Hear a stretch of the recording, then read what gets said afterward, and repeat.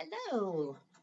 We are continuing our story of wonder, and Augie just got an award and he got a standing ovation and he felt like he was floating. So let's pick it up from there. It was a standing ovation for me.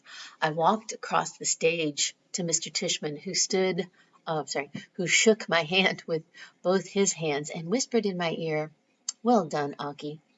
Then he placed the gold medal over my head, just like they do in the Olympics, and had me turn to face the audience.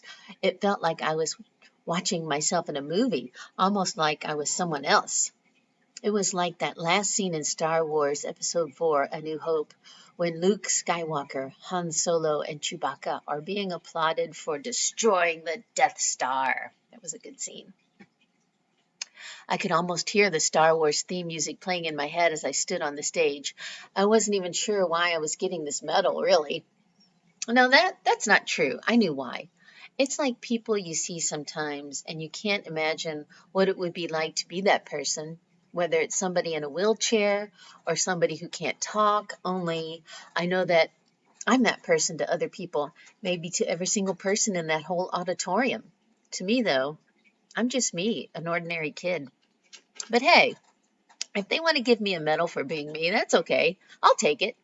I didn't destroy a Death Star or anything like that, but I did just get through the fifth grade.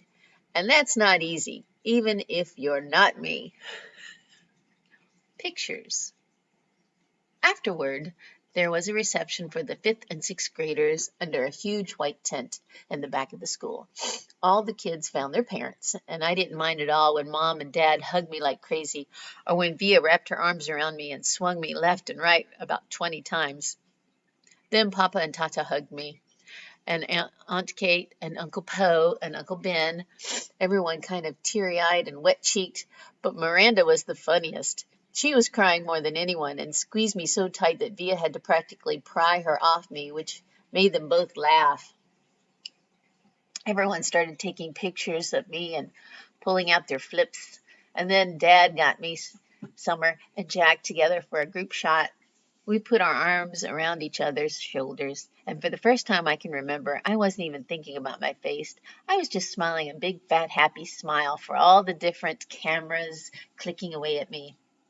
Flash, flash, click, click, smiling away as Jack's parents and Summer's mom started clicking. Then Reed and Maya came over, flash, flash, click, click. And then Charlotte came over and asked if she could take a picture with us. And we were like, sure, of course. And then Charlotte's parents were snapping away at our little group along with everyone else's parents. And then the next thing I knew, the two Maxes had come over, and Henry and Miles and Savannah. Then Amos came over, and Zimia. And we were all in this big, tight huddle as parents clicked away like we were on a red carpet somewhere. Luca, Isaiah, Nino, Pablo, Tristan, Ellie. I lost track of who else came over. Everybody practically. All I knew for sure is that we were all laughing and squeezing in tight against each other, and no one seemed to care if it was my face that was next to theirs or not. In fact, and I don't mean to brag here, but it felt like everyone wanted to get close to me. Aw, the walk home. We walked to our house for cake and ice cream after the reception.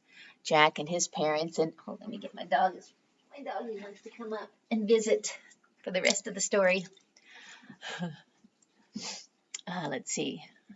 We were at the part where they're going to go home and get cake and ice cream after the reception. Jack and his parents and his little brother Jamie, Summer and her mother, Uncle Poe and Aunt Kate, Uncle Ben, Tata and Papa, Justin and Via, Miranda, Mom and Dad.